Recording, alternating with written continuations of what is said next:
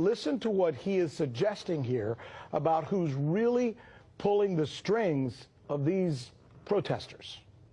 I have no doubt that there are foreign hands in this trouble. I see this as another of these color-coded revolutions, so-called, that took place in the Ukraine and in Georgia and many other places. It was actually even longer, but I want to talk about that in a little bit. But first, I want to introduce our guests here. Joining us are two of the best when it comes to this story in particular. NRS correspondent Michelle Greenstein has been all over the China-U.S. story for months now and has done really, I mean, cover your ears, groundbreaking reporting. She really has. Also, Boom Bust host, thank you, you can get him down now. Also, Boom Bust host Christy Ali, knows the business,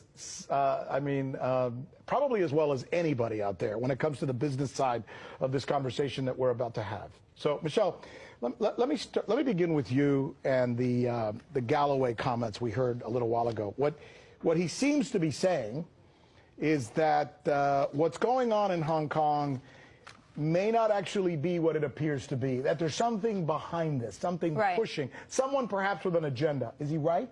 Yes, you could certainly say he's right, and this is an element of the Hong Kong protests that are not being so covered in the Western corporate press. Yeah. No surprise there. So I want to show you something. I want to show you the organizers of these anti-extradition law. They call themselves the Civil Human Rights Front, and I want to show you the members of the organizations of the Civil Human Rights Front. So these are the protesters. That's right, the organizers of these protesters. Okay. Not all of the protesters are part of these groups, but these are the organizers. We've got the Hong Kong Institute of Human Resource Management. We've got the Hong Kong Confederation of Trade Unions, as well as a number of others. Now, what do all of these organizations that you see listed here have in common? Tell me. They're all taking money, and they've all worked with an organization called the National Endowment for Democracy. They've all received funding from this organization. Now, the National Endowment for Democracy has been funding groups in Hong Kong. This goes back to the 90s, but just in the last year, the Hong Kong Institute for Human Resource Management, which is the first thing that you saw on your list there moments ago, got $90,000 in just 1 year, in just 2018, from the National Endowment for Democracy. Would you tell us, so our viewers can understand, who the hell is the National Endowment for Democracy? Who are these people? That's right. So who is this NGO funding these protesters, right? Great question. I'm so glad you asked. So let's listen to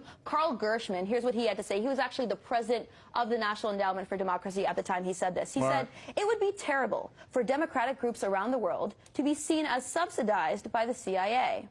We saw that in the 60s, and that's why it's been discontinued. That's why the endowment was created."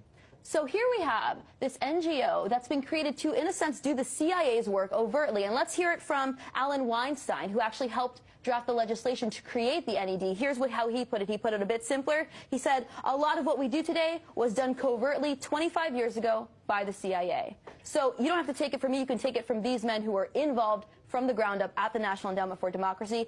Here they are saying that this is, in a sense, a front for the CIA itself. And as you know, the CIA loves funding opposition groups. Well, but, you know, a lot of Americans don't know this, right? I mean, you and I this weekend were texting back and forth about the fact that just as back in 2009, the United States actually perpetrated a coup in Honduras. Right. The country where we're having all these problems now with all these immigrants coming. That's right. The Obama administration, and it was led by none other than Hillary Clinton, right? That's so right. That's kind of, and that's just we do this. Many right-wing coups that the U.S. has supported in the past, of course. The National Endowment for Democracy was involved in Honduras.